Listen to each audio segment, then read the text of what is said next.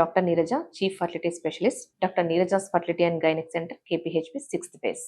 Hormonal imbalance in males. So ఈ term general గా మనము ఎక్కువ ఆడవాళ్ళకి వింటాం. హార్మోనల్ ఇంబ్యాలెన్స్ వల్ల మెన్స్ట్రువల్ డిస్టర్బెన్సెస్. సో మేల్స్ కి తక్కువ వింటాం. సో మేల్స్ కి ఎప్పుడు మనం హార్మోన్స్ చెక్ చేస్తాం. సో అందరికి నార్మల్ గా మేల్స్ కి మనం హార్మోన్స్ చెక్ చేయము. So male patient infertility couple వచ్చినప్పుడు, మేల్లో మనం సెమన్ అనాలిసిస్ చేసినప్పుడు సెమన్ పారామీటర్స్ అబ్నార్మల్ ఉండి ఓఏటిఎస్, ఆలిగో ఈస్టినో టెరటోజోస్పర్మియా ఉంటే జనరల్ గా హార్మోన్స్ అడ్వైస్ చేయడం జరుగుతుంది. ఏమేమి హార్మోన్స్ అడ్వైస్ చేస్తాం? వీళ్ళకి ఎప్పుడు ఫాస్టింగ్ శాంపుల్ అడ్వైస్ చేయాలి.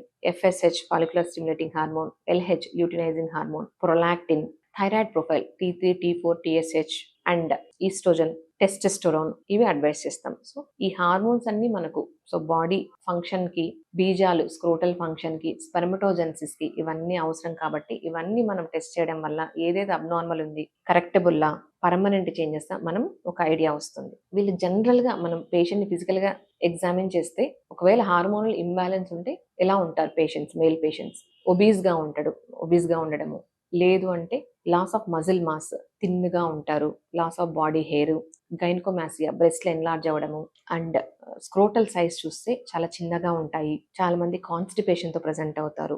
Anxiety, depression, hair loss, and వీళ్ళకు సెక్షువల్ డ్రైవ్, లిబిడో తక్కువ ఉంటుంది, and important ejaculated dysfunctions.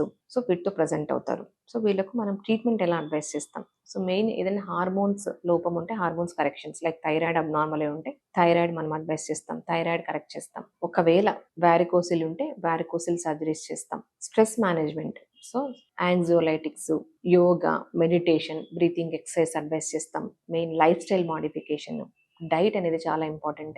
Mediterranean diet, balanced diet, అవి చాలా important. And sleep, good quality sleep ఉండాలి. సో ఇవన్నీ మనం కొంచెం రివర్సిబుల్ ఉన్న వాళ్ళకి ఇవన్నీ లైఫ్ స్టైల్ మాడిఫికేషన్ ద్వారా కొంతమందికి ఈ హార్మోన్ ఇంబ్యాలెన్స్ కొంతవరకు కరెక్ట్ చేయొచ్చు. Thank you.